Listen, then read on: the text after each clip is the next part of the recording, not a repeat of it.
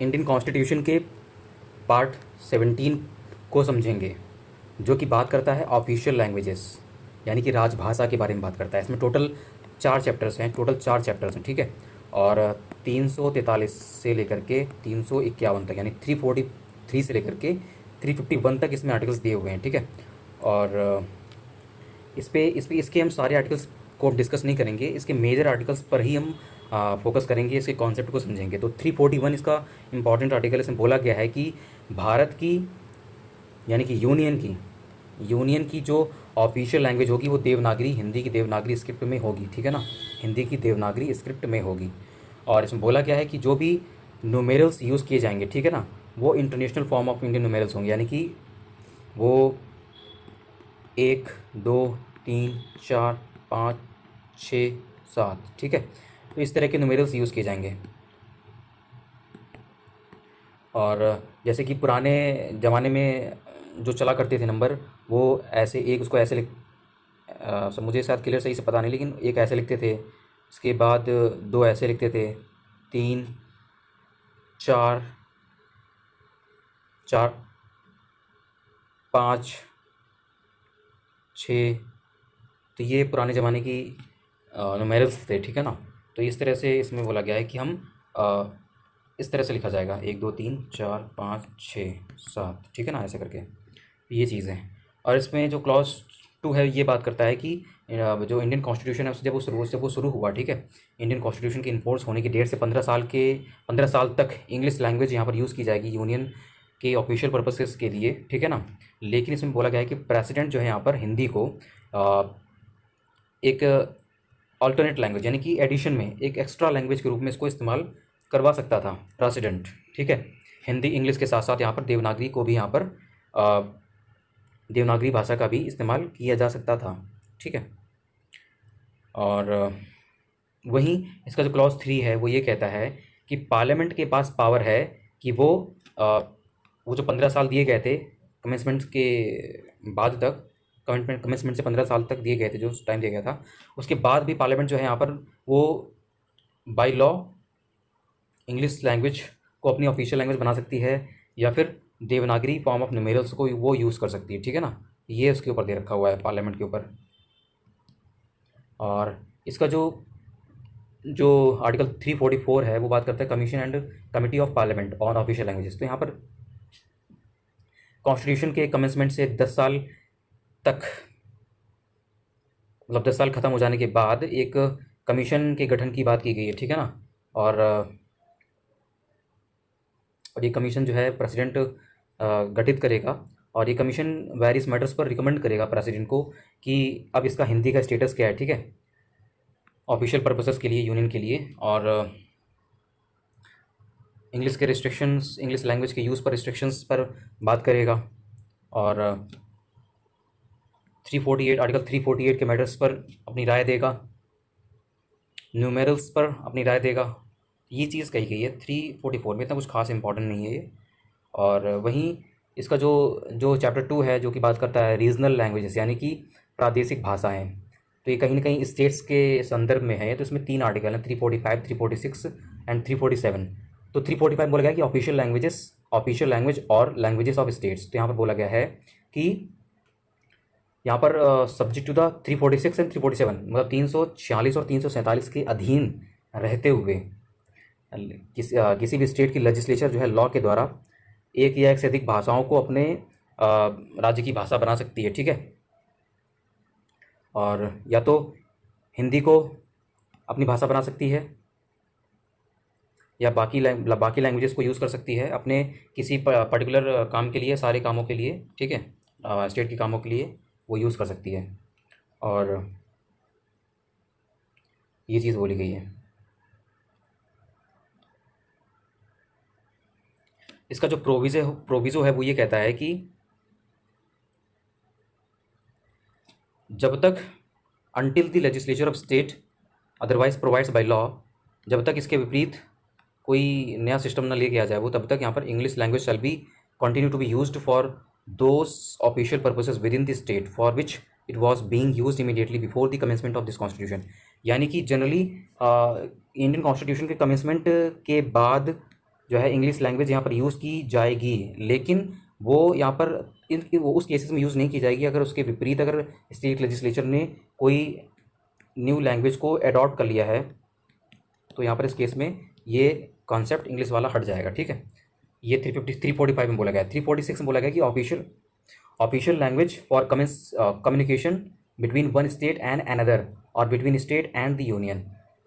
तो यहाँ पर जनरल सा कॉन्सेप्ट है, इसको इसके टाइटल को ही पढ़ के समझ में आ रहा है। ठीक है, और वहीं इसका जो 347 है वो बात करता है special provisions relating to language spoken by section of the population of the state. यानी कि अगर किसी पार्टिकुलर किसी पार्टिकुलर सेक्शन के द्वारा किसी भी स्टेट में अगर कोई लैंग्वेज स्पेसिफिक लैंग्वेज बोली जाती है, ठीक है, स्पेसिफिक लैंग्वेज बोली जाती है और वो सेक्शन जो बोलने वाले लोग हैं उस भाषा को वो डिमांड करते हैं प्रेसिडेंट से, तो यहाँ पर प्रेसिडेंट डायरेक्ट कर सकता है कि उस भाषा को आप रिकॉग्नाइज करिए और उसको ऑफिशियल लैंग्वेज का दर्जा दीजिए। ठीक है, ये चीज़ इसमें बोली गई है। यानी कि कुल मिलाकर के आप ये कह सकते हैं कि लिंग्विस्टिक माइनॉरिटीज़ कह सकते हैं या लिंग्विस्टिक सेक्शंस कह सकते हैं। ठीक है, ये कहीं ना कहीं 347 में फॉलो हो जाएगा। और अब बात करते हैं सुप्रीम कोर्ट और हाई कोर्ट की लैंग्वेजेस क्या होंगी। तो 348 में बोला गया है कि हाँ, language to be used in supreme court and high court and for acts and bills shall be in English language. यहाँ पर उसका बोला गया है कि ये जितनी भी चीज़ें हैं, ठीक है, तो यहाँ पर वो सब इंग्लिश में ही होगा। ठीक है, बट पार्लियामेंट कैन चेंज, यानी कि पार्लियामेंट के पास पावर है कि वो उसको चेंज कर सकती है अदर देन इंग्लिश लैंग्वेज, भी वो किसी और लैंग्वेज को अडॉप्ट करवा सकता है पार्लियामेंट। ठीक है, और इसका जो क्लॉज 2 है वो ये कहता है, क्लॉज 2 ये कहता है कि गवर्नर के पास पावर होगी कि वो स्टेट में हाई कोर्ट को इंग्लिश की बजाय हिंदी लैंग्वेज यूज़ करने के लिए कह सकता है। ठीक है, बट ये जो चीज़ें हैं, इसका जो प्रोविज़ो ये कहता है कि ये जो चीज़ें हैं, जो भी बात कही गई है क्लॉज 2 में कि गवर्नर जो है वो कहेगा, लेकिन यहाँ पर बोला गया कि कंसेंट होनी चाहिए यहाँ पर प्रेसिडेंट की। यहाँ पर प्रीवियस कंसेंट जरूर लेगा प्रेसिडेंट से। यहाँ पर बोला गया है कि हिंदी लैंग्वेज के यूज़ को लेकर के उसने बोला है कि हिंदी लैंग्वेज को वो यूज़ के लिए वो कह सकता है। ठीक है, और any other language used for any official purposes of state. ठीक है ना, ये भी चीज़ कही गई है कि वो किसी भी स्टेट के ऑफिशियल पर्पसेस के लिए किसी और लैंग्वेज को भी वो रिफ़र करवा सकता है in proceedings in the high court having its principal seat in that state. ठीक है ना, और किसी भी प्रोसीडिंग्स के संदर्भ में वो ये चीज़ कह सकता है। इसका जो प्रोविज़ो है वो ये कहता है कि जो भी बात ऊपर कही गई है क्लॉज 2 में, वहाँ पर ये चीज़ उसमें लागू नहीं होती है, जजमेंट में लागू नहीं होती है, डिग्री में लागू नहीं होती है, ऑर्डर में लागू नहीं होती है। ठीक है ना, और जो कि हाई कोर्ट ने इशू किया है, हाई कोर्ट के जो जजमेंट्स होते हैं, ऑर्डर्स होते हैं, जो जजमेंट्स हैं, ऑर्डर्स हैं, डिक्रीज़ हैं, उन पर ये बात लागू नहीं होती है, लागू नहीं होती। ठीक है, ये चीज़ 348 में बोला गया है। और अब हम बात करेंगे चैप्टर 4 की स्पेशल डायरेक्टिव्स का। कुल मिलाकर के इसको हम एज ए DPSP कंसीडर कर सकते हैं, यानी कि स्टेट को कुछ डायरेक्शंस दिए गए हैं कि आप पर्टिकुलर मैटर पर काम करेंगे। तो यहाँ पर ये बोला गया है कि आर्टिकल 350 में कि language to be used in representations for redress of grievances, यानी कि आप किसी भी समस्या के निवारण के आवेदन में आप किस तरह की भाषा का इस्तेमाल करेंगे। तो यहाँ पर ये बोला गया है कि कोई भी लैंग्वेज जो कि यूनियन में इस्तेमाल होती है, ठीक है, यहाँ पर किसी भी अथॉरिटी के सामने एवरी पर्सन, कोई भी व्यक्ति इंटाइटल होगा submit their representation for redress of any grievance, अपनी समस्या को लेकर के वो किसी भी ऑफिसर या किसी भी अथॉरिटी के अधीन जा सकता है जो कि यूनियन और स्टेट की है। ठीक है ना, किसी भी लैंग्वेज में, ठीक है, किसी यूनियन की किसी भी लैंग्वेज में या फिर किसी स्टेट की किसी लैंग्वेज में। ठीक है ना, ये यहाँ पर किसी भी व्यक्ति को दिया गया, यानी कि अगर कोई भी मैटर फंसता है तो कोई भी व्यक्ति या तो यूनियन की रिकॉग्नाइज्ड लैंग्वेज के थ्रू जा सकता है या तो स्टेट की रिकॉग्नाइज्ड लैंग्वेज के हिसाब से वो जा सकता है, अपनी समस्या पर समाधान प्राप्त कर सकता है। ये 350 कहता है। ठीक है, वहीं 350 ए जो कि 7th अमेंडमेंट 1956 से आया। ठीक है, ये 350 ए जिसमें बोला गया है कि facilities for instructions in mother tongue eight primary stage. यहाँ पर बोला गया है कि यहाँ पर स्टेट और लोकल अथॉरिटी पर एक लायबिलिटी डाली गई है कि आप जो है कि लोकल लेवल पर या फिर स्टेट लेवल पर मदर टंग यानी कि जो भी मातृभाषा है, ठीक है, उसको आप इस्तेमाल करवाइए, आप उसको प्रमोट करिए, ठीक है, उस पर आप काम करिए, उस पर डायरेक्शंस दीजिए, उस जिससे कि उसका बेटर प्रमोशन हो सके। तो ये चीज़ तभी होगी जब प्रेसिडेंट जो है ऐसा करने के लिए उसको बोलेगा, ठीक है, ठीक है, ये चीज़ है। और ये primary stage of education to the children linguistic minorities से रिलेटेड, यानी कि लिंग्विस्टिक माइनॉरिटीज़ के संदर्भ में उनके बच्चों को प्राइमरी स्टेज पर उनकी ही भाषा में उनको एजुकेशन, उनको शिक्षा दी जानी चाहिए। ये प्रेसिडेंट डायरेक्ट कर सकता है 350 के तहत, 350A के तहत, ठीक है। और वहीं आर्टिकल 350B कहता है कि special officer for linguistic minorities. तो ये 350A 350B दोनों ही एक दूसरे से जुड़े हुए हैं। तो यहाँ पर प्रेसिडेंट जो है इस तरह के ऑफिसर्स को अपॉइंट करेगा, ठीक है, special officers for linguistic minorities, यहाँ प्रेसिडेंट इसको अपॉइंट करेगा, ठीक है। और तो यहाँ पर जनरल सी बात है कि अब उसको ऑफिसर को यहाँ पर अपॉइंट किया जा रहा था, वो उसी की भाषा के संदर्भ में उसके प्रमोशन से संबंधित, उसके रिव्यू से संबंधित, उसके सेफगार्ड से संबंधित काम करेगा और उस पर रिपोर्ट्स देगा, ठीक है, पार्लियामेंट को, जो कि फिर उसके बाद फिर जो है एंड उसको क्या बोलते हैं कि स्टेट गवर्नमेंट को भी इसको भेजेगा उस रिपोर्ट्स को। तो ये इसके जो बेसिक काम हो गए।